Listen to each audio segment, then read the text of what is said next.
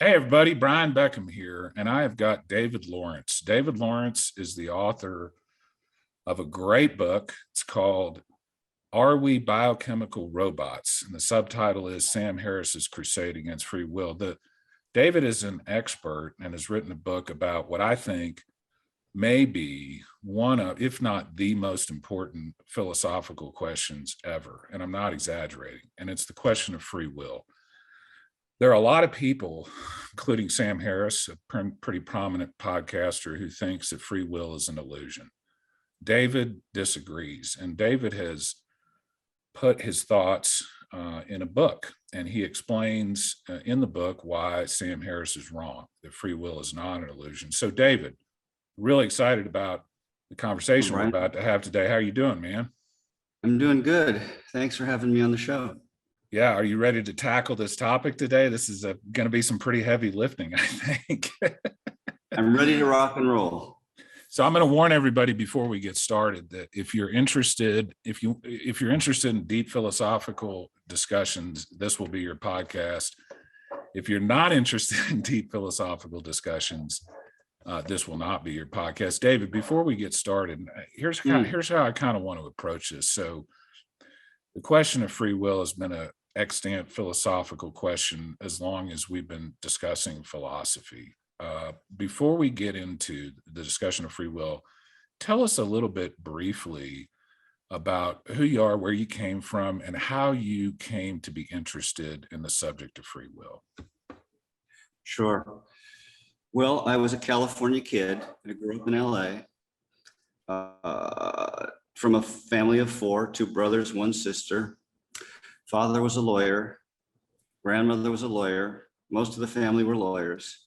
When I was growing up, I didn't really want to be a lawyer. I wanted to be one of the Beatles, but they had their act together and they didn't need a fifth Beatle. So I had to abandon that career opportunity or path rather early and ultimately defaulted to the family business and became a lawyer. So I was a lawyer for about 30 years and really kind of came to this approach and topic. Oh, I should say that I was a philosophy studies at UCLA, so I had some familiarity in that. But I came to this subject rather serendipitously by picking up a book of Sam Harris's called Free Will several years ago, and finding to my surprise, because I was a fairly big supporter of Harris's viewpoint, still am to a large degree, but was surprised by the fact that in this particular case, the subject matter was very confused, let's put it that way. And the arguments were very sort of conclusory statements rather than real arguments.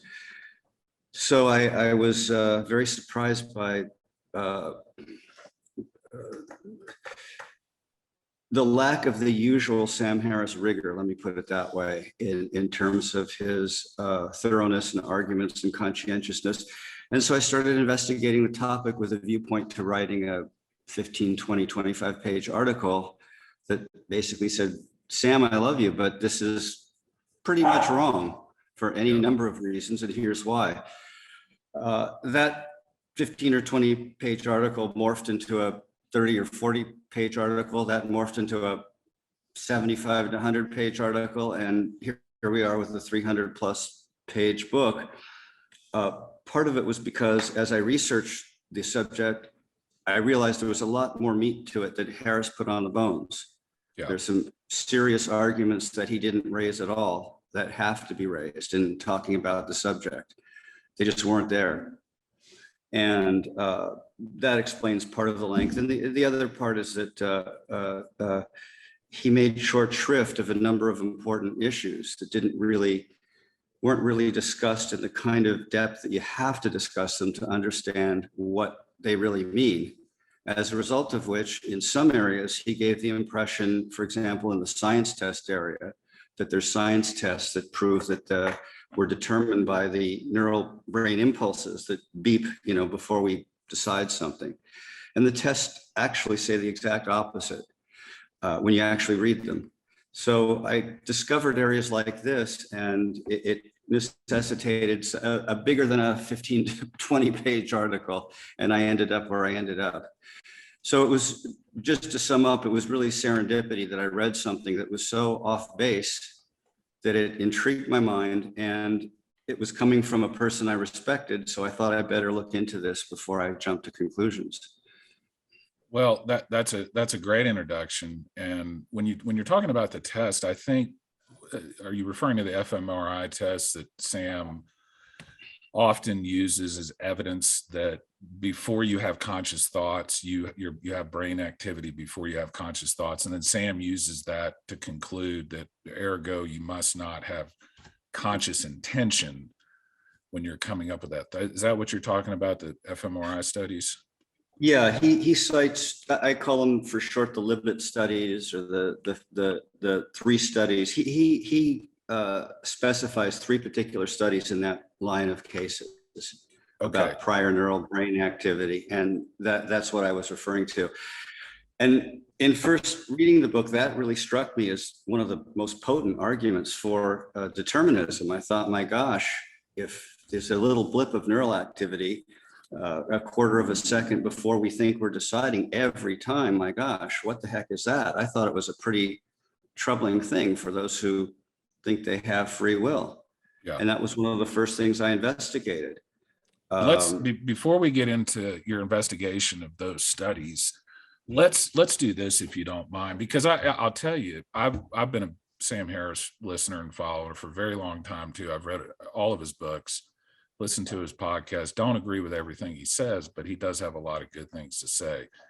And when he talks about free will being an illusion, the fMRI studies are kind of fundamental to some of his conclusions, and they're very persuasive to people as well. So I'm looking forward to hearing what you have to say about that. But listen, before we get into this debate, let's lay the groundwork philosophically and definitionally of what exactly it is we're talking about. So we're going to be using some terms during this conversation that I think it's important that everybody understand what we're talking about, and that you and I are using these words to mean the same thing. So let's start out fundamentally with, when we say free will, what is it that we're talking about when we say, do we have free will or do we not have free will? And then let's also talk, David, about the word determinism, which anytime you're talking about free will, that word always, determinism or causation or causative science, that always comes up. So let's talk about, what is free will? How does determinism relate to the concept of free will?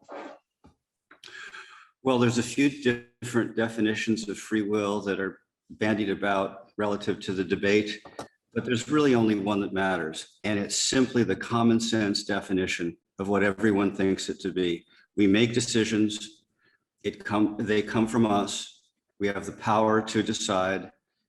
As a result of those decisions, reality is influenced. Our decisions have consequences. They change physical reality. They change the course of the world. We don't make them because we have to make them. We make them because they emanate from some capacity we have to decide and change the course of reality. Pretty much everybody, layman, customary use of the word definition. It doesn't have to be fancy. That's what we mean ultimately. Yeah.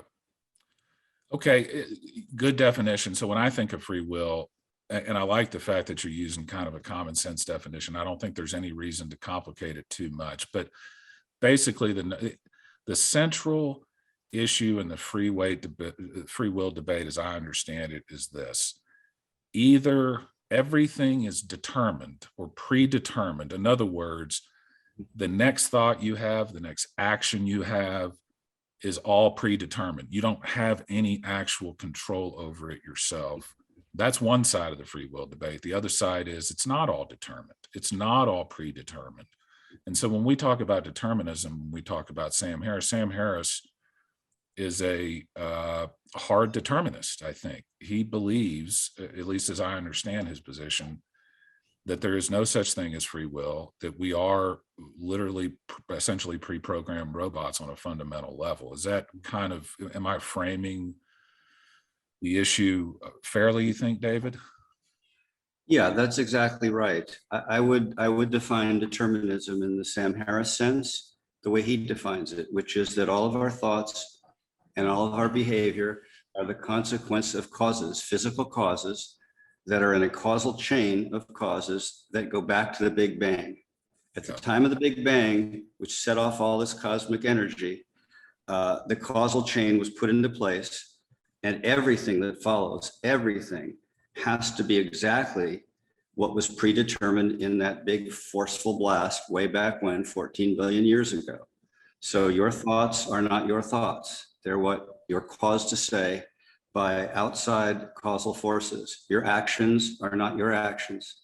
They're what you're forced to do by outside causal forces, going back in a chain to the Big Bang. Okay, so now we've got free will defined, we've got determinism or the deterministic view of free will combined. Let's define a couple other words that I think are important before we get into this debate. So let's talk about the notion of emergent phenomena versus a reductive analysis. So when we're talking about reductionism or a reductive view of science, what we're saying there is there are certain people that believe that the only legitimate way to explain something scientifically is from its most basic constituent elements. So how the atoms interact, for instance, is all that matters. Like ultimately, all that matters about you as a human being is what the different molecules and atoms are doing. And that's the only valid scientific way of explaining it. The other side of that coin is what we call emergent phenomena, which basically says we don't really care about the underlying molecular or atomic structure or the quantum structure. What we care about more is what emerges from that. So for instance, nobody understands and nobody has ever understand how consciousness arises from the physical substrate that is your brain. Like nobody can explain that on a fundamental scientific level right now, but that doesn't mean, David, does it, that consciousness doesn't exist. It just means that consciousness is an emergent phenomena that we can't explain on a reductive basis. So is that definition of reductionism, is that compatible with your view of some of these issues? Yes, I would sort of frame it this way, which is consistent with what you said. I break down Harris's arguments somewhat systematically in the book and then explain why they're wrong. One of the arguments that you just addressed is what I call determinism is true, let's all go home. Or determinism is true, there's no room left for free will. And that is the assumption pretty much about what you said, which is the world is physical. It's governed by physical activities. Everything else, our thoughts, our actions, and so forth, is a consequence of those physical activities. So you can look to the atoms, as you say, and the molecules and the bouncing around of quarks and leptons and everything else. And that's what determines this level that we're talking in and the speech coming out of the sounds coming out of our mouths and so forth. Everything is reduced down to the elemental, basic, submolecular functioning of atoms and molecules and so forth. It's basically the scientific viewpoint. Yeah. So that's the one side of it, that everything comes down to atoms and molecules and quarks. And the argument from Harris's point of view and the determinists are, how do we get into that? If physicality must obey the laws of physics, how is this sort of nebulous, non-physical, ethereal, mysterious thing called consciousness, whatever it may be, how does it swoop down and insert itself to actually cause changes in a physical reality that's governed by physical laws? There's no room left. That's in a sense I've named the argument. The other side of it, to just amplify on what you said, is emergent theory. There's a couple of different kinds, but the non-reductive kind that you're talking about looks at reality as a bunch of ascending levels of complexity, and parts get together and form structures, and those higher level structures have rules, and they bring forth properties and attributes, none of which are in the lower level parts. They incorporate those parts and they involve reactions and interactions among the parts, but there's a whole new structural level that comes into being. And that level can't be reduced to what came before. You can't even describe it in terms of what came before. One of the common examples in the physical realm is that gases behave their own rules. Yeah. You know, they have pressure, they have temperature, they have currents and all of that. You can look at an H2O molecule all you want, and you can't derive the rules for how gases behave. So that's a physical example.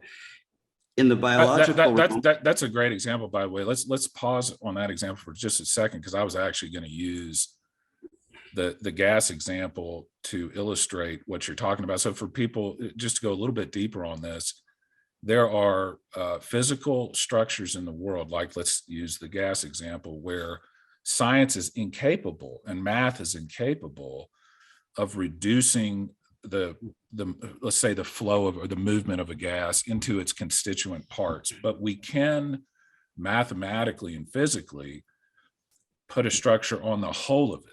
And so we can predict with startling accuracy how gases will behave independent of the constituent elements of the gas. And so, in other words, that's another way of saying we can't understand certain things in reality on a fundamental physical level, but we can understand them on a higher level. There's structure to the higher level. Is that a good summary of what you just said? exactly. And consciousness in that sense becomes an emergent out of our biological development and obeys rules that are only applicable to that structural level of reality. And those rules are not the same as a neuron firing in one place in your brain. It's a whole different set of rules, just like gas has a whole different set of rules than water. Yeah. Now, we are talking about something non-physical when we're talking about consciousness. We should put that in quotes because there are physical correlates going on at the same time, and how they relate to each other is a whole other complicated matter. Sure. But the idea is that the determinist argument that, hey, the world is determined, there's no room for free will, is belied by the idea that, well, wait a second, you have a lot of different levels here, and there's a lot of different structures to reality based on ascending those levels, and each of them has its own separate rules. On what basis do you say that the only level that matters is this physical, fundamental, quote, fundamental level? And in fact, that I have another chapter that we can talk about this that says that level doesn't even exist anymore. Causation isn't even something that exists in physical material reality is in question. And that's the level that determinists are pointing to and saying that governs everything. So let's break that down just a second, because I think that's important too. So I think what you're talking about there is quantum mechanics and quantum physics, and the notion that our current scientific theories in physics say that there essentially is no causation. It's more of a probabilistic scientific worldview. So in other words, in quantum mechanics, you don't say X causes Y. That kind of thinking doesn't exist in that science at all. What you say instead is you say X may lead to the probability of Y or Y plus 1 or Y plus 2 or Y plus 3, but you can't, in quantum mechanics doesn't have causation as part of its theory at all, as I understand it. Is that kind of what you're talking? In other words, when you say causation doesn't exist in science anymore, is that kind of what you're getting at? Well, there's several different aspects to it. Quantum is probably the main one. It started a little bit before that with the theory of relativity. Okay. And Einstein said that there were fundamental cosmic events that can't involve causation. They just can't be involved. The curvature of space-time is so wacky and whacked out and dense that causation can't be involved. In fact, the laws of physics, as we know them, can't be involved. The Big Bang is an example. Black holes or singularities at the center of black holes is another example. So relativity theory came along and said causation doesn't exclusively govern the universe. Something's going on besides causation in certain pockets of reality. Einstein was a determinist, to be fair. That wasn't exactly his take on things. He thought that there would be a time when causal rules could be discovered that don't exist to this day that could explain these things. But what his theory said was causation doesn't work under some key parts of the universe. So that was sort of the first step. The second step was the recognition of randomness. Quantum theory was part of that. A random event is a very weird thing. You know, we take for granted, oh, it's random, but the fact is it's a very mysterious thing how something can happen that has no reason to happen, has no relationship to it having to happen based on the past. And what generated it? Nothing, because you can't look to the past to see why it happened. And it was important for the free will debate because something can happen or something else can happen that doesn't disrupt the course of the universe. It doesn't disrupt the laws of physics. The sky doesn't fall. So that was a piece of it. And then the quantum level that you were talking about came along and shifted things to a probable universe. The problem that you have with quantum physics is that you have to deal with the fact that there's many different interpretations. To be fair to the subjects, some of them are causal and some of them aren't causal. Yeah. So you have your causal diehards who say, no, it doesn't seem like anything is causal, but we just don't understand it yet. We'll, like Einstein, will ultimately find those, quote, hidden variables. It's really all causal. They don't have the evidence for it. There is no evidence for it because it either hasn't been discovered or it doesn't exist. Let's put it that way to be fair to both sides.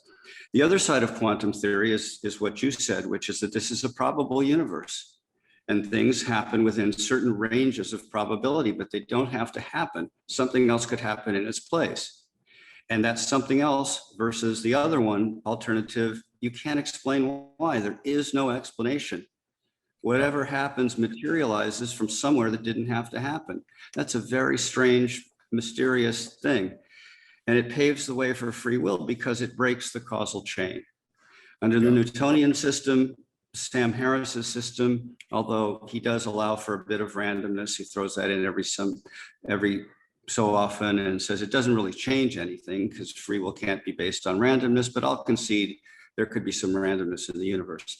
But in the Newtonian model, which Harris uses, everything is causes going back to the Big Bang. And probability is saying, no, this could happen, that could happen within a certain range, and we can't tell you why. Yeah. And the other thing I think that kind of just occurred to me is, so for people that are listening that are maybe not as familiar with the way physics, the science of physics has evolved. So for a long time, we were all under, we assume Newtonian physics was how the universe worked. And that was basically the apple falls and lands on the head. And that's the kind of the meme or the example everybody thinks of. And when Einstein came around in the early 1900s, he basically said that's all not true. Like the theory of special and general relativity basically says, even though Newtonian physics is still used today and is still very helpful in certain areas, it doesn't describe reality accurately. And what Einstein did with relativity is he brought in, he explained gravity not as a force of nature, but as a consequence of the curvature of space-time. And so what that means and why that's really important, I think, is somebody like a determinist or somebody who is focused on causation. Causation implies that time moves linearly, like that. So we have this notion of time, all of us do, that we're moving from backwards to forwards, that this time is kind of like a river that moves, that constantly flows. And relativity and quantum mechanics calls that into question. So in other words, how can you be a determinist? How can you think X causes Y? Because when you say X causes Y, there's an implication that there's a time piece of that too. In other words, X comes before Y. But relativity in quantum mechanics has a different view of time. And under both of those, both quantum mechanics and relativity, time doesn't flow like a river does. Time is just another component of the physics. So how can you be a determinist if time doesn't flow the way we think it flows? The upshot of all of this for me is I have 2 chapters in the book that really says there's no foundation for causation. And if you're going to be a determinist, your whole theory rests on causation. You have to have causation. You have to have causation. So if you give the devil its due and say that there's a split in the interpretations of quantum mechanics and that there are some causal definitions that aren't probable, you give the devil its due to the various sides on that, you still end up in the following place. If you're going to be a determinist and you're resting your entire theory on one concept, causation, you better damn well make sure that that premise makes sense and that you can prove it and that you have evidence and that it's sound, because the whole edifice crumbles if the causal foundation is at risk, if it doesn't exist, if it's questionably valid. So while there are some questions that you could raise, well, different quantum, this and that, doesn't matter. The onus is on the determinist who's resting his whole case, if you will, to use a legal framework, on causation. Causation is the number one witness in the case. And causation is wandering into the courtroom drunk as hell. Because as one of my chapters shows, it's never been agreed on. What it means has never been agreed on over history. I go through a little historical thing, billion different definitions of causation by the greatest thinkers throughout history. And it isn't agreed on today. A half dozen schools say causation is this, no, it's that, no, it's this, no, it's our way. And then you have the scientific questions about causation, whether it exists or whether it's relevant. You add that all up and you got a drunken witness. Yeah. And you got your whole case based on a drunken witness called causation. Now, this issue wasn't even discussed in Harris's free will, but it's a foundational principle.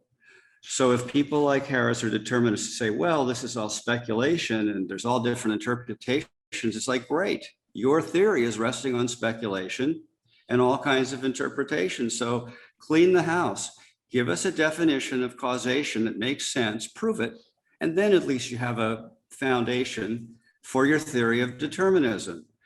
It's not in a major book by a major author about determinism. So when I started investigating it, this was the kind of thing that sort of pushed the article into a longer bit. So let's get right into that then. So let's frame the debate. Essentially, people that believe that free will doesn't exist, or people that think that free will is an illusion, essentially believe, like we were talking about earlier, that everything you do is predetermined by something. So for instance, I'm about to have a sip of coffee. Why am I about to have a sip of coffee? Because 10 minutes ago, I pushed a button on my coffee maker that made a coffee. Why did I do that? Because I've gotten into the habit over the years of getting caffeine in my system and on and on and on and on. This long chain of everything is caused by something else. That's what people who don't believe free will exist, that's what they think about. There's this long string of causation, and that is fundamental to their theory that free will is an illusion. What I hear you saying, David, and what I want you to get into a little deeper is causation doesn't work that way, or at least we're not sure that it works that way. So let's get right into your central critique of why causation. If causation is our witness, why causation is not a good foundation to rest this argument on. What problems do you have with Sam Harris and other people's view of causation? Well, it's never been established to exist, and it's never been agreed upon as to what it means. Other than meaning and existence, there's no problem with our witness, causation. As I say, it's been disagreed about throughout history. It's what it means and whether it exists is disagreed about today by the top schools of thought in contemporary thinking. And as we've talked about a bit, it's cast into doubt by relativity theory, by quantum science, by the recognition of random events, by the theory of emergentism, and by certain quantum phenomena that we've not really discussed yet. And maybe we should, with your permission, divert into the quantum phenomena like entanglement and tunneling and wave particle duality. That sounds very complicated and technical perhaps for some of the audience, but it's much simpler than it sounds. Because that's a good, if we could divert there for a second, not even a diversion, it's a good illustration of why causation has got some serious problems. Yeah, let's talk about that, because I think the argument you're making is starting to kind of come into view for me, at least. And essentially, I think what we're saying is that Sam Harris and people that believe free will is an illusion are Newtonian. They're basing it on Newtonian physics, basically. And what you're saying is Newtonian physics is a bad thing to base this analysis on, because relativity and quantum mechanics tell us Newtonian physics doesn't accurately describe the physics of reality. So let's branch off into why it is that causation is a problem scientifically. So let's talk about that a little bit. Well, you just framed the issue perfectly, because at the end of the day, both sides on this debate, both types of scientists, the kind that think that causation is somehow underneath all of this probability baloney, and that one day we'll find out why. The scientists who believe that the correct model of the universe is probable and that the Newtonian model is out. Yeah. All sides agree that quantum equations best describe how reality is going to behave. They predict reality. Causal equations don't. Yeah. And I say in the book, look, you know, when the rubber meets the road, something else is going on besides causation. If it weren't, then causal equations would be what captures how reality works. Yeah. Everybody in the debate recognizes they don't. Causal equations are used when imprecise, relatively speaking, predictions are needed. I'd say at the reverse, the most precise quantum measurements, if they're not needed to get that guy to the moon, then we'll use causal equations. But whenever precision is needed, quantum equations are what works. So that's sort of the pedal to the metal, and you sort of framed that. So I wanted to come back to the way you put it. At the end of the day, something else is going on besides causation if causal equations from the Newtonian model cannot explain how reality works. So that's a key problem for determinists to talk to us about.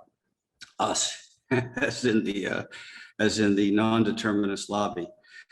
The other thing that I alluded to that I think you were going towards was there's phenomena that were discovered in the quantum exploration of the universe that can't work by causation. They just can't. Yeah. The main example and the most notorious perhaps is called entanglement. And entanglement is when you have two twin particles that somehow have a correlation with each other. They're created in a special way and they have a correlation, so that when something happens to one of the particles, instantly something else happens to the other particle. They could be two galaxies away. They could be so far away that the speed of light can't intervene to communicate the signal. They don't have a preset. If this is one shoe, this has to be the other shoe. That's been shown mathematically not to work. They're set at the time the first particle over here in this universe is measured and zapped for some non-causal reason that can't be explained. The other particle is doing something else. And that something else correlates to what's over here. So this is one of the key phenomena that was actually discovered by Einstein. And they call this, I think that the other phrase for entanglement, people call it spooky action at a distance. I think, have you heard that phrase before? Yes, that's Einstein's phrase, yeah. Yeah, it's the notion, so for, again, it's the notion you may have one particle in one location. And actually it's interesting because quantum mechanics, there's actually not a location per se, but just for purposes of what we're talking about right now, you may have one particle in one location, and then 500 light years across the galaxy, you would have another particle, and you put some input on particle A, and it has, and particle B, which is 500 light years away, reacts in some way. And there's no way from a causative or a Newtonian perspective to explain that. Like, how is it that, because that, one of the things that this spooky action at a distance or entanglement violates is speed of light. Like, how is it that you would, how would you transmit the information from particle A to particle B instantaneously? Because what that implies is that it implies something, information is moving faster than the speed of light, which would violate the laws of relativity, I think. That's exactly right. And it's a big problem for determinists, because causation can't be involved for any number of reasons. The distance can't go faster than the speed of light. There's no medium to carry the influence. There's no physical thing happening. So causation can't be involved. Now, there are the diehards, like in every other aspect of quantum physics, that say, no, there's a causal explanation here. We just don't understand what it is. Well, it's funny because Harris discredits free will on the basis that we don't understand what it is. And he has this terminology that nobody has ever attested to it in a way that shows it exists. Well, scientific description and attesting isn't really the measure of what exists. No one doubts that quantum mechanics exists, and that wave particle duality exists, and that entanglement exists. It's just a mathematical must happen, and it does happen. They've created entangled situations. This isn't theory. They can create it in a laboratory. So you got a real problem if you're a determinist. What the heck is that? The witness is still drunk. How can something over here affect something over there? Yeah, exactly. And the determinists just skate past this and don't mention it. It's like, wait a second, hold on. Your whole edifice is based on causation. What about entanglement? Now, it's always easy to say, well, it's causal. We just don't know what it is. But based on the evidence we have, it's not causal. And in fact, there's some statistical studies based on some theories by a guy named Bell, John Bell, and he has something called a Bell's equation, and he came up with this clever idea, the bottom line of which shows that if reality was operating under causal principles, you would get certain kinds of results. And when it's operating under probable principles or non-causal principles, you get this other kind of results. And the tests show that he's done, and this is indisputable, that again, this bit of reality called quantum theory produces results that are inconsistent with causation. And you can't, and so statistically, you can't explain entanglement by looking to causation. So again, another piece of you're basing this whole thing on this witness saw that, and the witness is drunk, not dealt with by determinists.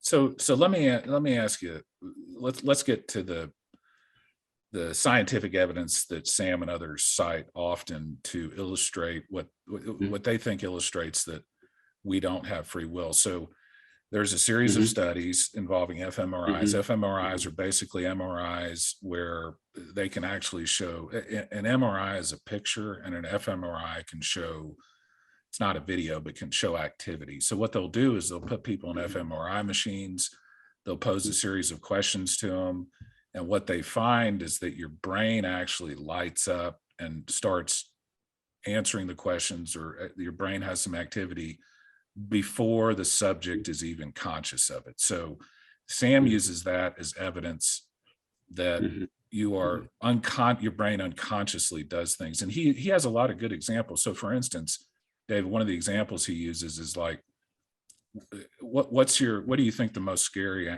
animal in the world is?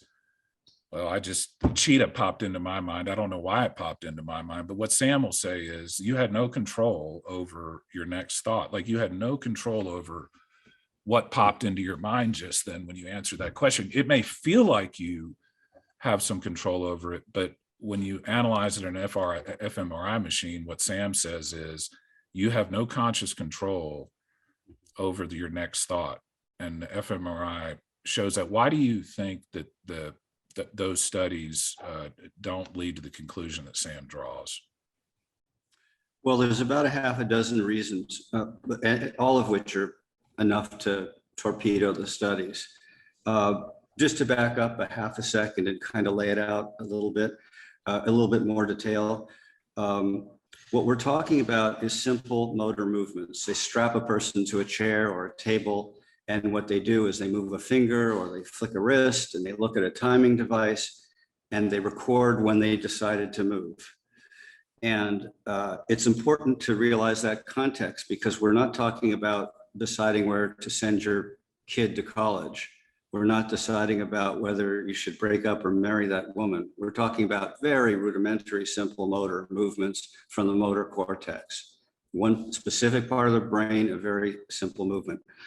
Okay, so what happens is about a third of a second before subjects report, that's when they decided to move their finger, flick their wrist. About a third of a second before, there's this neural blip of some neural activity in the brain.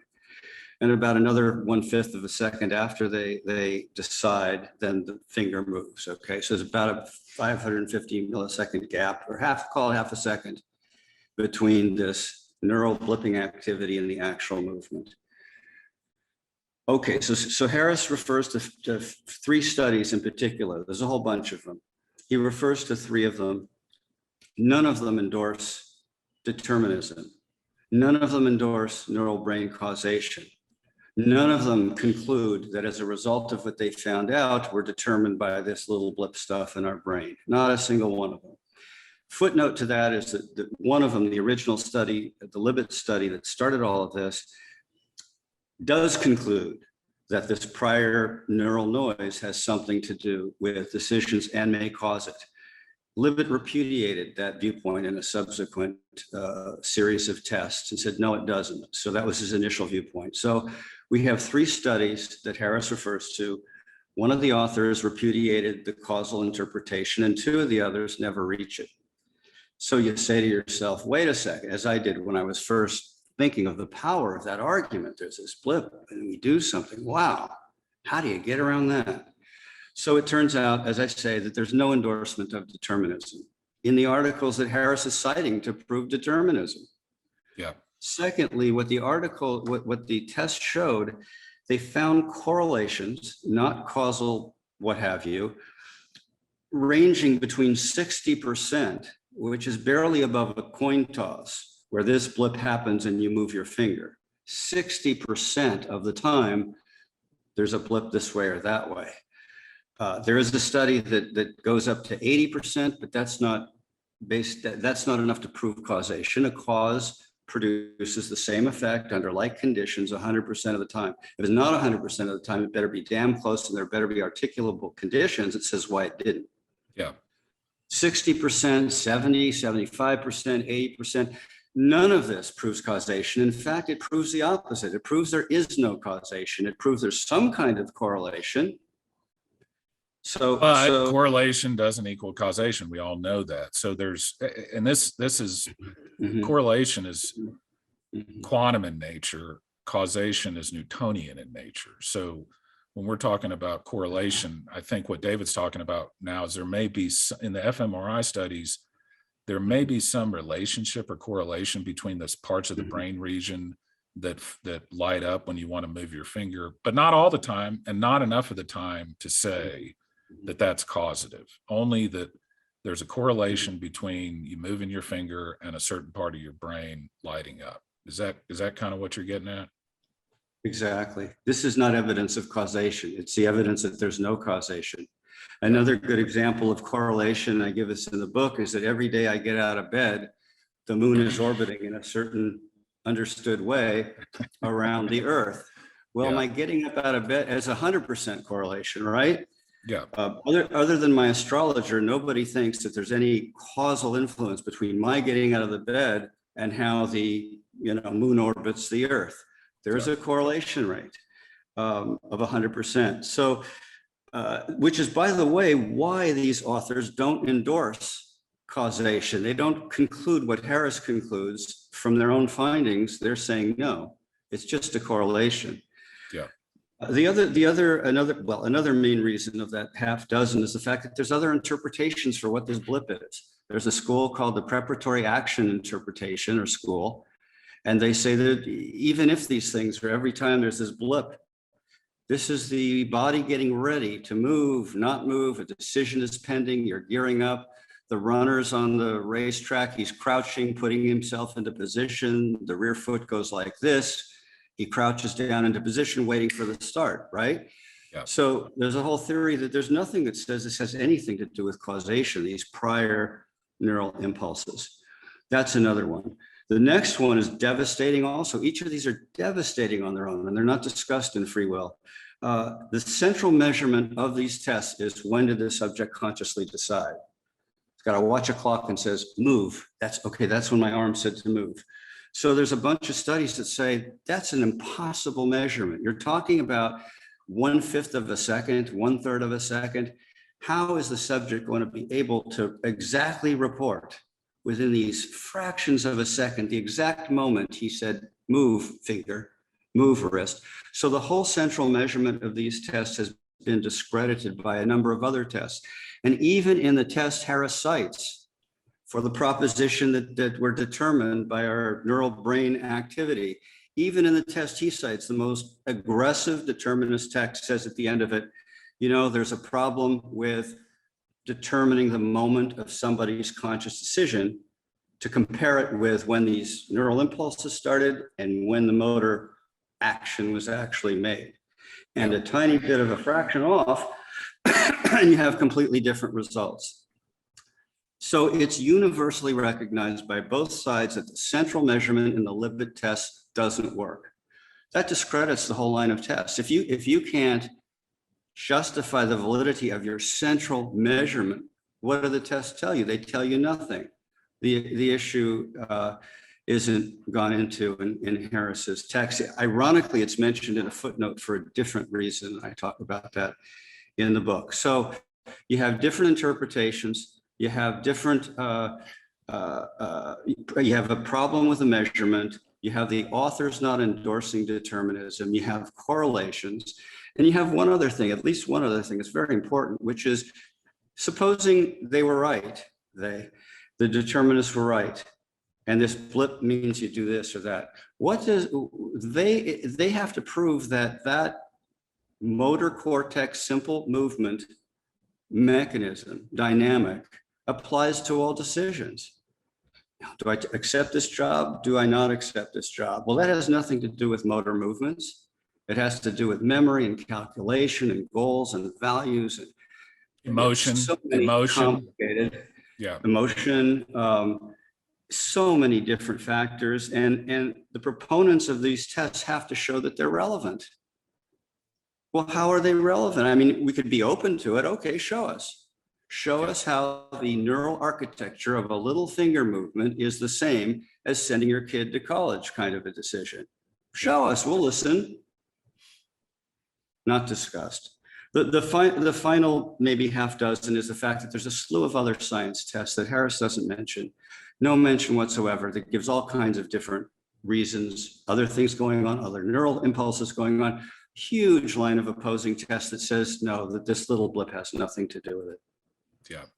You know, there's a quote in your book that, or a line of thinking in your book that I really like a lot. And it's this. So I've been reading, I don't know if you're familiar with the physicist David Deutsch. He's written a book called The Fabric of Reality. He's got another book called The Beginning of Infinity. They're phenomenal books, but essentially he likes to use the following. He likes to accept his opponent's theories as true and take them on their own and see if they stand up on their own. So one of the problems with determinism is, if it's true, in other words, if all your beliefs are true, how would you even know that? This is a point you make in the book.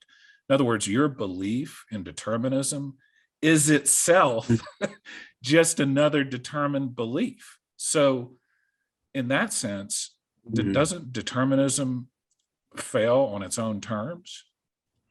Absolutely. This is the contradiction at the heart of determinism, and probably the biggest single problem it has, not Yeah. mentioned by determinists. The best way I think to approach it is to talk about truth. Determinists are making a truth claim. Determinism is true. Causation governs the universe. The reason we have this thought is because there was a causal chain that goes back to the Big Bang. The reason you're having your coffee is because neurons are firing that were caused by other neurons, caused by other states of the universe back to 13.8 billion years ago with the Big Bang.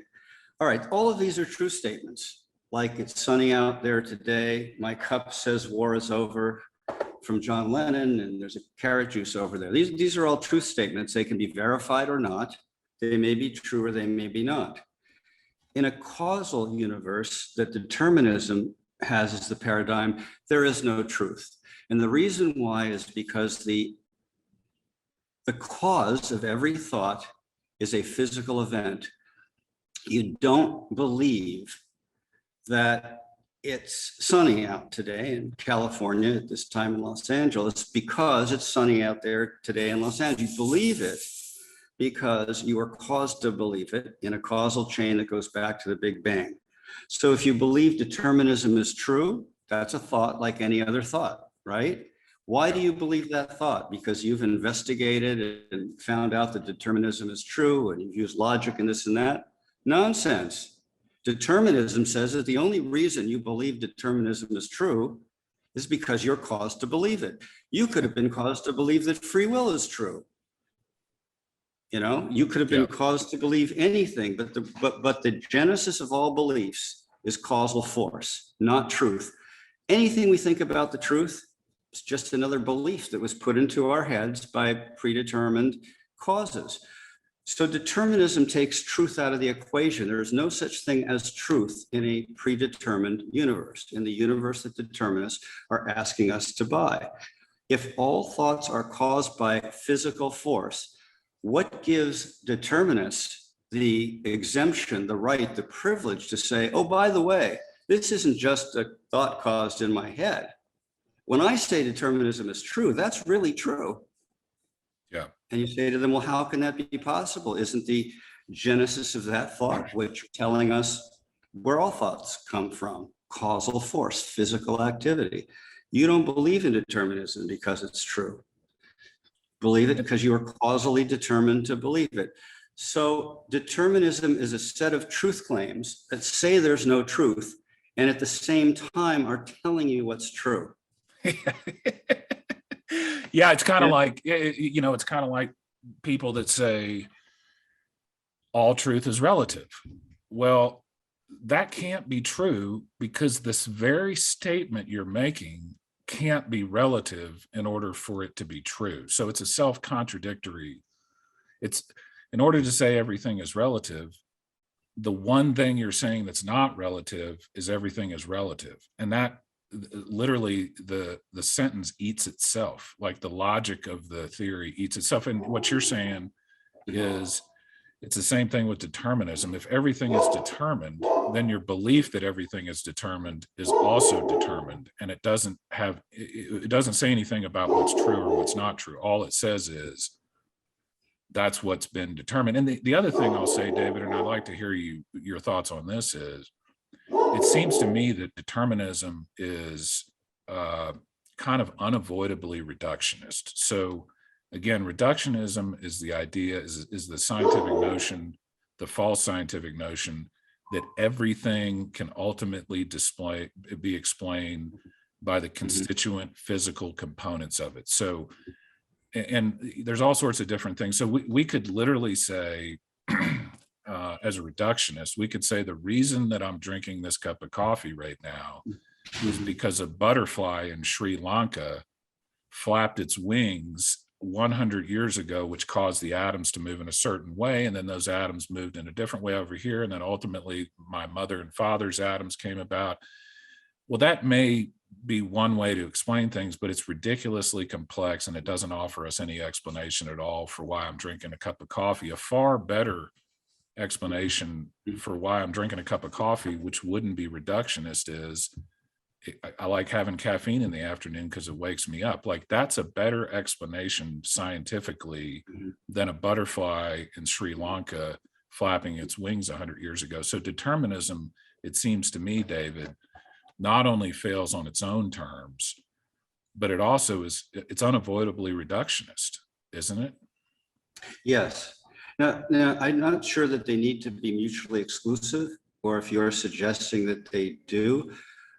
They don't necessarily. One model under emergentism is it doesn't mean it's wrong to describe what's going on at the level of subatomic particles in causal or physical terms. It's just not a relevant description for the behavior that's going on when you want to make some coffee to get a little bit of a zip in the afternoon. So I wanted to throw out there, it's not necessarily an either or.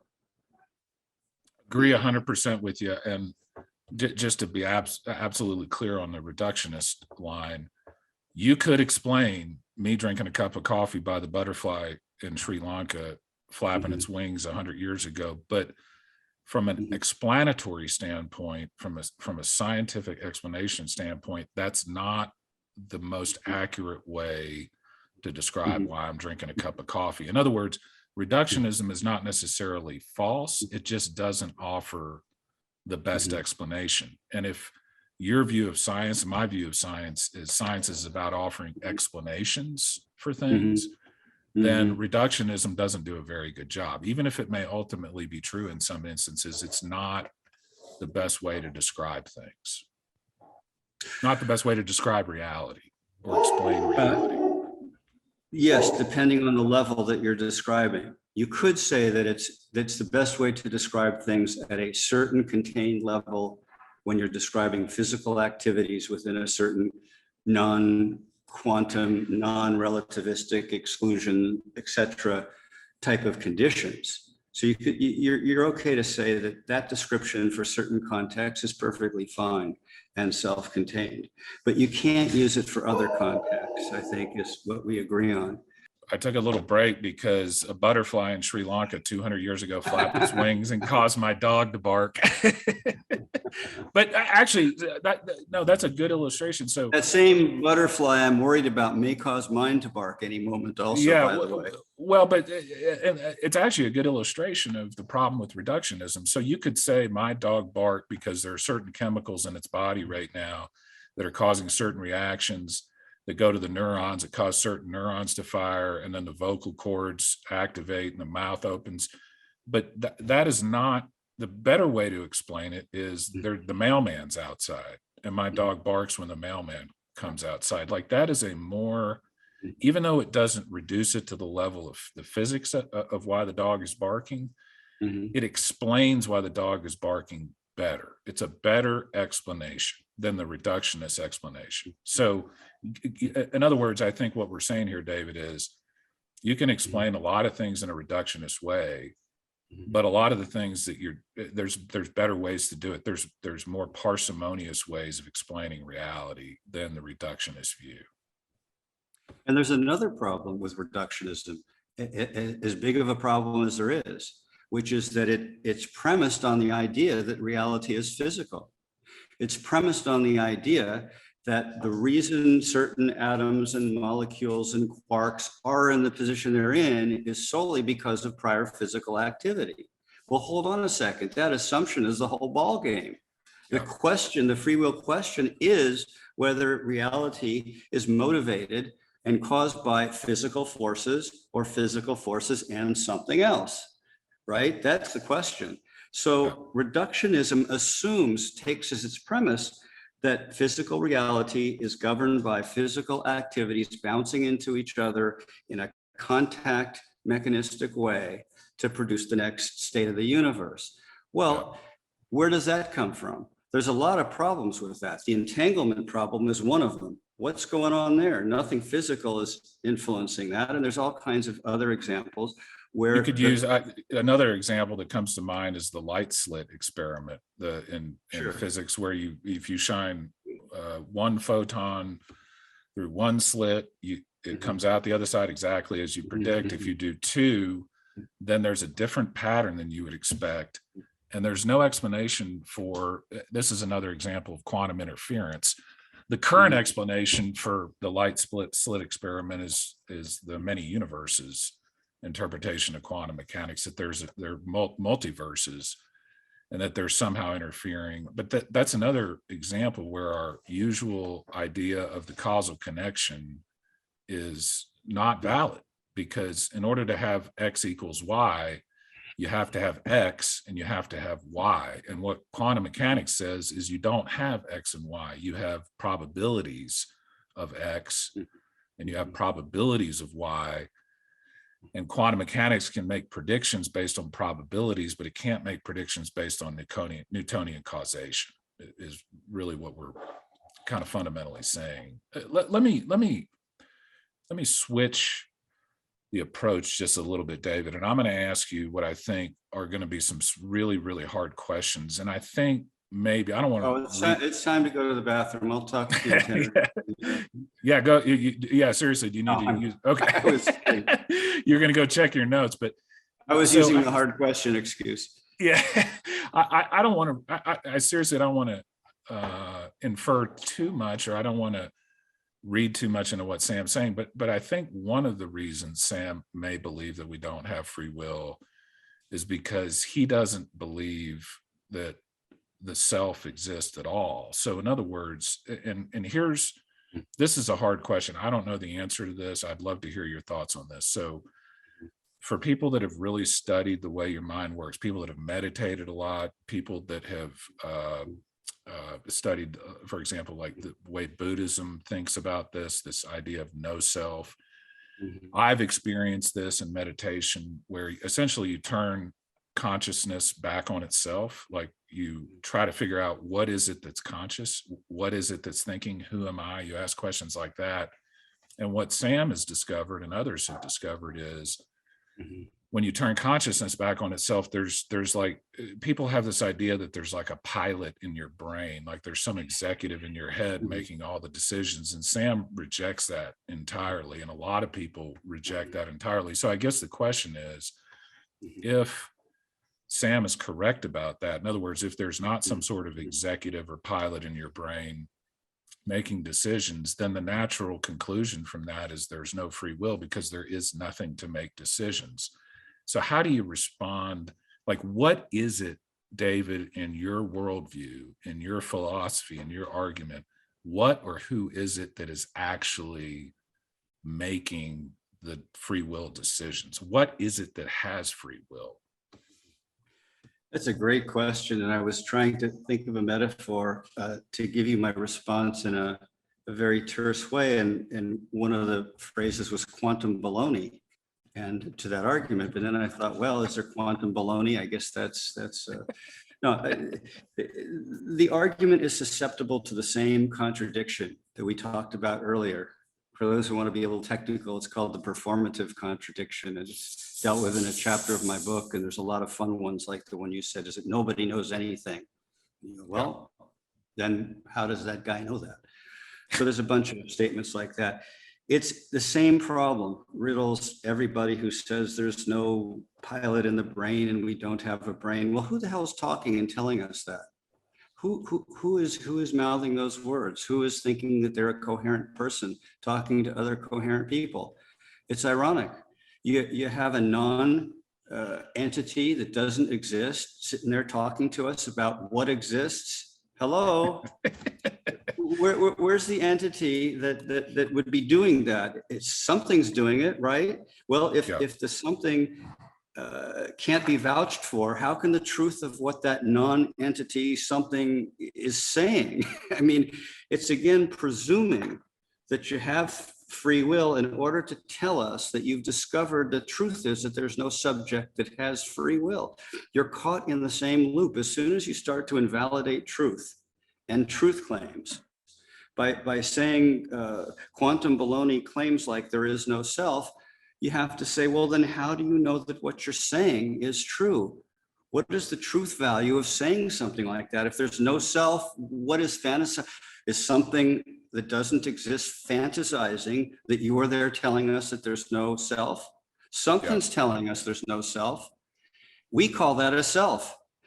So I think there's a lot of confusion in this area. And I was thinking of writing another book that partly addresses this whole self, no self confusion. I think it's subject to the same criticisms as determinism invalidating itself. Well, you got a bunch of selves talking about whether there's a self. That's quite a convention, isn't it? I mean, You know, could have it a calls to convention mind. of no selves talking about how there's no selves. I mean, what are you Yeah, talking about?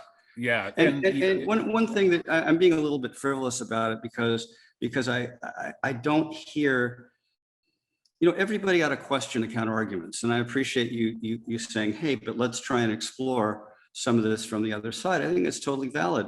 What I find so frustrating about these determinist positions is they don't think of any of the value of exploring some of the problems with their point of view. And addressing them honestly. And if they can overcome them, power to them. But they got to at least address them. And that's a part of my concern about the determinist faith, the gospel of determinism, as I call it. It's faith because it's not reasoned out and there's very little evidence, which leads to my other answer to the no self thing. This is coming from my no self, by the way. We have different mental states and we can experience a wide array of mental states, as everybody knows. And whether or not we can draw big metaphysical conclusions from those mental states is a huge another question. So the fact that you can go into an altered state relative to how you normally feel, think, and look, and a state that you want to call no self does not mean that it has any metaphysical import or medical import. It means that you're in another state. Now that has a different ambiance and feel and so forth. If you want to connect that to a huge metaphysical proposition about consciousness and minds, you better make that connection. And none of them do. None of them do. It's based on a state of mind. Well, we have a lot of illusory states of mind, and we have a lot of grounded states, and all of our states come with assumptions and beliefs and frameworks and all that kind of stuff. Fine. Then take that state and tell us why it evidences that there's no self any more than the state right now when you and I think we're selves and we have a personal history and we feel we know who we are and we're pretty darn sure about what that is. That's a state too.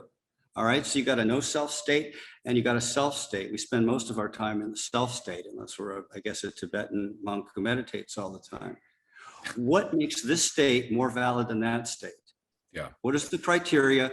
What is the evidence? So this is super interesting to me, and I'll tell you why, David, because I have been a longtime meditator and I have experienced what Sam has talked about for very, very brief moments of time. This idea. So there's times when I'll be meditating where for a couple seconds, I will completely lose my sense of self. And I will look for where is myself? Like, where is Brian? Where is this idea of Brian? And I won't find it. And that's profound. Like, that is a profound state to be in. And I think what I'm hearing you say is Sam may draw conclusions from that state that aren't necessarily valid. So Sam may say, I was in a certain mental state where I was experiencing, I was not experiencing myself during that state. And therefore I draw the conclusion that there is no self. What you're saying, what I'm hearing you say, which is fascinating, is that's a bad conclusion. Like, that's not a conclusion you can necessarily draw, because all you're doing is putting yourself in a different state. It would be like when you're asleep and you're not conscious, but you're still alive, drawing conclusions based on being asleep that yourself doesn't exist because you sleep. And so all what you're saying is it may be true that certain people can put themselves in certain states where they don't experience the self, but just because you're in that state, that state's not any more valid than when you were walking around on a daily basis feeling like yourself. Like each of those is why is one more valid than the other, I think, is what you're saying, right? Exactly. Yeah. I wouldn't say it's necessarily any less valid, but why are you basing a whole metaphysics on a certain kind of state in a certain slice of time and drawing a huge metaphysical conclusion for which you're offering no evidence? Yeah. And by the way, I'm not saying it's not a very useful state, calming state, relaxing state, state that can give you, a lot of more presence of mind and controlling attention and all the things that Harris rightfully points out it does. Nothing is denigrating the value of that state to say that if you want to draw Hugely metaphysical valuable, hugely conclusions, valuable, hugely valuable. hugely valuable. Yeah. Right. And many states are hugely valuable, but that doesn't mean that you can base an entire metaphysics of reality without offering any kind of evidence or any criteria that separates this state from that state and saying that one's wrong, that's illusory, this one's right. He does it in another portion of the book. He has an argument called watching thoughts arise. I call it the watching thoughts argument. He says, look, we don't create our thoughts, we watch them arise. Yeah. Right? One after the other. Well, we do that, but we also do something else. We actively engage in thinking, where we do math and creativity and play an instrument and improvise on our jazz solo and all kinds of things where our thoughts are very active and we're using what arises, rules of math and carrying numbers and so forth. Very different experience than sitting back in meditation and watching one thought arise. So we have a lot of different experiences. You can't look at one experience which is what Harris does. Oh, our thoughts are arise. Well, they do. We can get into that mode of experiencing thoughts. We can also get into a mode of problem solving where we're thinking and twisting and thoughts do arise and then, no, that's not a good one. We reject that one and we search for others. So there's a constant dynamic of thoughts arising and our judging thoughts, using thoughts, manipulating thoughts, choosing them, what's valuable and so forth. He uses one without any criteria, the fact that we can just sit and observe thoughts, and says, aha, that's the metaphysical model. For everything that happens, we don't create our thoughts.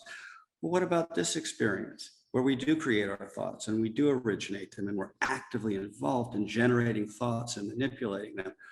Why are you picking that one and excluding that one? In fact, he doesn't even mention the active thinking process. So it's the same problem as the meditation state thing. If you want to prove to us that watching your thoughts and observation is the metaphysical paradigm for the relationship between consciousness and its thoughts, show us how it is. Don't just tell us how it is. Don't just fail to consider all the other ways that consciousness relates with thoughts. Give us some criteria, give us some evidence, and show us that this is how it is, and that manipulating our thoughts is all illusory. And don't do it with a circular argument that assumes that it's all illusory to begin with, that we don't really manipulate our thoughts because that's just a causal effect, which is just, starting with your premise and being circular. So same problem.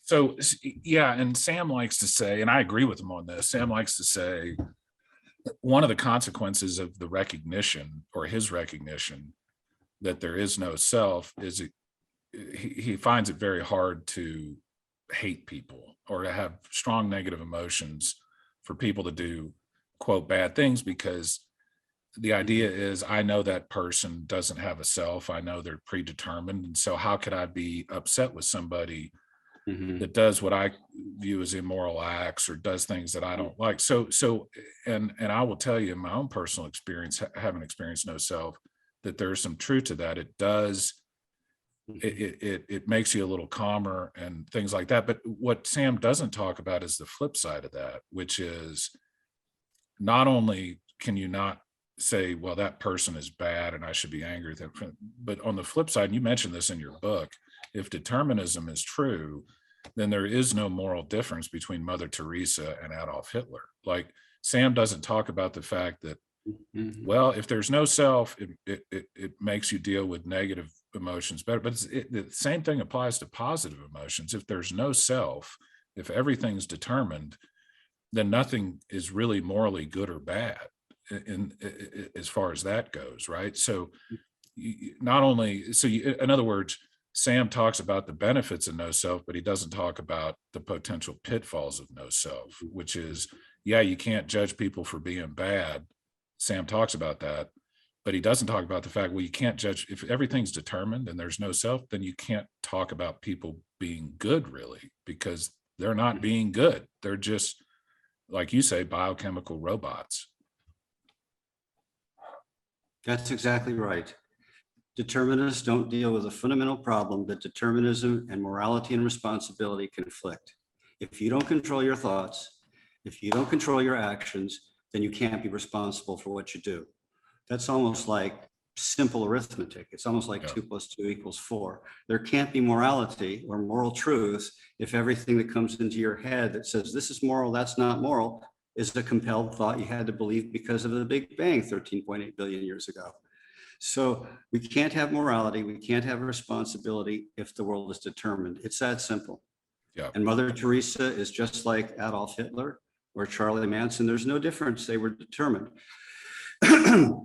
But I do want to say this, that doesn't mean you can't be compassionate for the fact that a lot of our lives are profoundly influenced by things that we can't control. Problem with determinists is it's sort of an all or nothing proposition. You know, we're either free to create the entire universe or we're determined. But the truth is that we can have free will within boundaries of influences, our childhood, what bodies we were given, the atmosphere of the earth. We're subject to loads of conditions within which, if you're a free will believer, free will operates. There's no reason why it can't operate within all kinds of circumscribed conditions.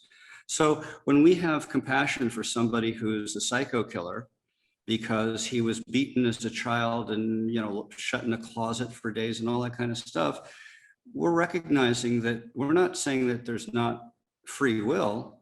We're recognizing the profound influence of traumatic effects upon free will and have compassion for what that can do to mess up the mind. And somebody who believes in free will can equally adopt that compassionate point of view, which gives due regard to the fact that terrible things happen.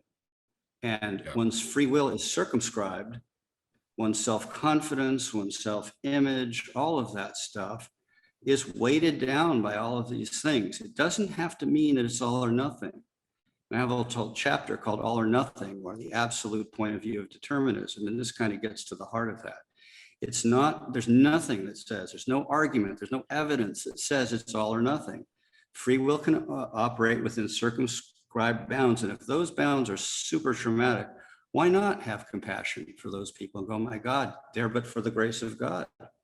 Sure. Right? And I think I think this is a compelling argument, David. So I want to spend just a few more minutes on it. I think what I hear you saying is there's a difference between saying somebody has absolute free will at all times to make whatever decisions they want to make about anything. And then there's different variations of that. So you are not saying, and I don't think anybody on the free will, yes, we have free will side of the debate is saying you have 100% free will over every decision, period, no matter what the external influences are. That's kind of the extreme example. What you're saying, I think, David, is, yeah, of course there are constraints to the exercise of free will. The law, like if I jump out the window right now, I'm constrained by the laws of gravity. I'm constrained by the laws of physics about what's going to happen. If I put a poisonous substance into my body, I don't have free will necessarily about what's going to happen. I didn't have free will about who my father and mother were, but that doesn't mean that within those constraints that we don't have some free will. So it sounds like you're saying that, yeah, there are all sorts of external constraints on the exercise of free will. I mean, we could and internal. And internal, yeah, for sure, and internal. But is what you're saying basically, we don't have complete and total free will. We do have some constraints, but within those constraints, there is a space to exercise some agency, some free will. Exactly. And the first chapter of my book is devoted to this absolutist conception of free will. Harris says in 18 places, to have free will, we have to completely control all the factors that determine us. If you didn't choose your parents, you don't have free will. If you didn't choose your body type, you don't have free will. You didn't choose evolutionary development and where we are biologically, you don't have free will. And it's an all or nothing proposition. And it's a pretty bizarre thought when you think about it, because in the common sense notion you better again offer some evidence for this that doesn't come from circularly assuming that nobody has free will. Why do we need to choose our parents to grow up with them and operate with them and have our own input? Do they profoundly influence us? Of course they do. Do they circumscribe our reactions to them? Sure. But that doesn't mean you don't have free will. Because I didn't create the shape of my heart doesn't mean I don't have free will. So there's this whole absolutist all or nothing assumption that Harris and other determinists have that don't make any sense. As you said, we operate, nothing says we can't operate within boundaries and guidelines and constraints. And in fact, I make an argument in the book that we can't operate otherwise. Free will has to have boundaries and constraints. It has to push against something. It has to mold and shape reality. And if that's the case, then reality has to have structure and contours. Well, what provides reality with structure? Circumstances, walls, parents, how often your heart's beating, your past, the traumas. Those are the contours of reality within which free will operates. There's absolutely no evidence for all of these multiple statements in free will that if you don't control everything, you control nothing. If you don't have free will all the time, you have free will none of the time.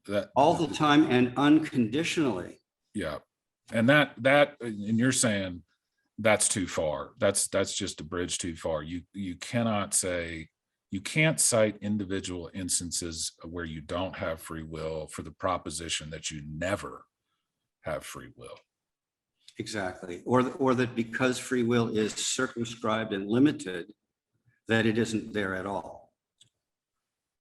So, David, we've been going a little bit longer than I expected. This is such a deep topic. We could be talking, we could talk about this for hours and hours and hours.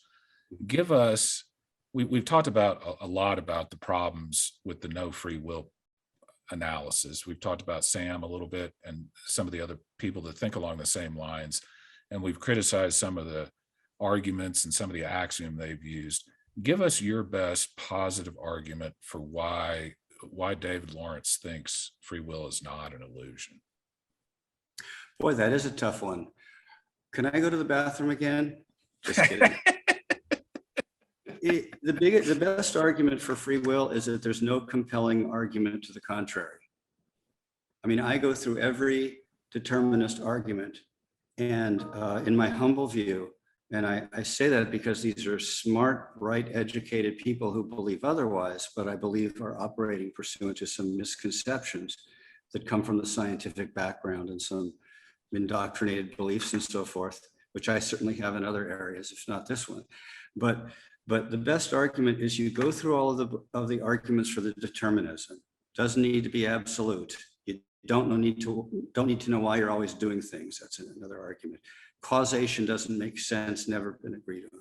The scientific problems with causation, which we've talked about many.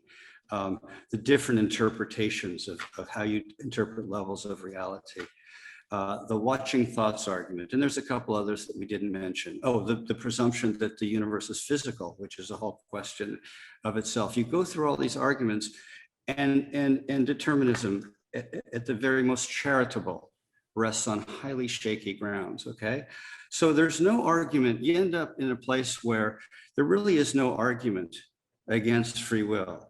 That doesn't prove it exists, right? You can rule out unicorns without proving that a horse exists. But there's no compelling argument against free will. And we didn't really talk about this, but well, we did actually a bit, which is the moral responsibility point. If you don't know how things are coming out, let's just be agnostic, okay? We don't know whether there's free will. We don't know whether there's determinism, though we have serious doubts because of all of the determinist arguments. Tests show that believing in determinism leads to antisocial conduct. It leads to cheating. It leads to aggressiveness. So we don't know the answer. Is that what we're going to teach our kids in school? Yeah. This is not so much an argument for free will exists. It's an argument for when there's any benefit of the doubt, are you going to adopt the most destructive ideology, or are you going to adopt an ideology which may not yet be proven, but in the absence of proof is going to do a lot more good in the world than the contrary. Now, there are some assumptions there that we could go into if we had more time about the limitations to the tests that they do. I will acknowledge that, but there is a fair amount of evidence that when you believe you're determined, it's like the devil made me do it, the Twinkies made me do it, causal forces made me do it. It's a ready excuse for irresponsibility.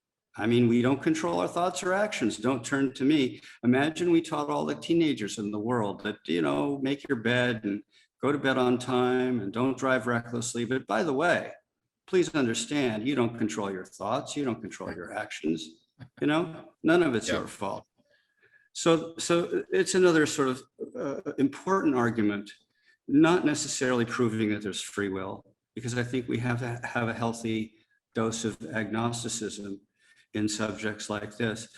But it's a damn good reason to not jump to a conclusion that is unsupportable. Let me ask you a epistemological question. Do you think that if someone is going to assert that there is no free will, that they have the burden to prove that there is no free will? Or do you think that you, as the person saying, I think there is free will, are you the one that has the burden to prove there's free will? Like which side of this debate do you think bears the burden of carrying their argument? Well, they both do, depending on how you frame the argument. If the main argument against free will is that the world is determined, then you have the burden to prove the world is determined, and you better prove it. And Harris can't do it, and the determinists can't do it. And the second, they got a drunken witness. Yeah, the second you let randomness in, I think the entire deterministic foundation collapses. Because the world is either determined or it's not, according to the determinists. Either there is a reductionist explanation for everything, or you have randomness, in which case, and I think this might be kind of fundamental to what you're saying. Once you've got randomness, or once you've got things that are not determined, the whole thing collapses, essentially. The whole determinist thing collapses, and any argument against free will based on determinism is true. There's no room left, collapses. But on the other side, you're asking about burden of proof. That doesn't prove that free will exists, just because determinism doesn't, and just because the world might be random or some combination of random and determined. That doesn't prove that free will exists. I think the burden of proof on that is on the free will advocates. And one of the arguments is, well, there's no alternative really. And then the determinists will say, well, randomness is an alternative. Maybe there is no causal chain, but everything could be random. In which case, again, you can throw the performative contradiction out there. Well, if everything's random, isn't that thought random? And if that thought is random, how can you rely on that to tell me what's true? Yeah. So I think that the free will advocate has the burden of proving free will, just like the determinist has the burden of proving the validity of causation and all the other nonsense arguments that determinists make. And I say nonsense, but if they can come up with some evidence or facts, or even address them and frame them, we might give them a little bit more credit than one might at the point of view. In the book, I think in the beginning, I say, don't think of me as a free will advocate. I do believe on a personal basis it's true for all kinds of reasons, many of them we talked about. But the purpose of the book is really to say, fundamentally, determinism is not true. There's no sense in which it's true. And at very best, it's got such a shaky foundation that nobody can build a theory on it. It's just got more holes than a piece of Swiss cheese. That's the purpose of the book. Proving determinism is true is partly layered in there, but it wasn't the sole goal of the book to say, here's why free will is true. It was to say that determinism is nonsense. And if they'll come up with some evidence and they'll come up with some arguments that aren't circular, fine, we'll listen to them. But I don't think that those exist. Proving that free will exists, I think it's fair to lay the burden of that on the free will advocate. Perfect. Well, David, it's been a really deep super cool conversation. Like we were talking about before the podcast, this is something I've been really, really interested in for a very long time. I think that this free will question, frankly, hinges on the nature of consciousness. And like I said, nobody has any explanation for what consciousness is, why it exists, what evolutionary purpose it has. To me, the question of consciousness is the fundamental unanswered scientific question existing today. That is the question. And we're nowhere, we don't have any idea why a certain grouping of physical substrate called the brain, the way that we have no idea why consciousness emerges out of the physical substrate of the brain. And until we figure that out, I think this free will question is an open question. So your website, by the way, for everybody that's listening that wants to hear more about this, the website is biochemicalrobots.com. It's a really cool website, by the way. Y'all go check this out. He's got the book on there. David's got his book on there. Are We Really Biochemical Robots? Subtitle Sam Harris's Crusade Against Free Will. You're also coming out, David. I saw this on your website. We talked about this a little bit on the podcast. You're coming out with a workbook on this. Where can people, if people are more interested, I assume they can get your book. Where else can they find you online and on the social media internets? The best way is to search for biochemical robots. We have a Twitter thing going and a Facebook thing going, and they can go ahead and just search biochemical robots and they'll get a fair amount of stuff, including the upcoming workbook in the next few weeks. Beautiful. Well, like I said, it's been a deep, enjoyable conversation. I'm not sure that we've solved anything other than I think you've done a very, very, very, very good job of explaining the problems with the idea that we have no free will. There are definitely problems there. A lot of people that believe this they have no explanation for it. And so I think it's still an open question, David, but I think your line of thinking is the right line of thinking. And I think what you're doing is awesome. And I really, really, really enjoyed this conversation a lot. So thank you for your time, my friend. I did too. Thank you for yours as well. Appreciate it.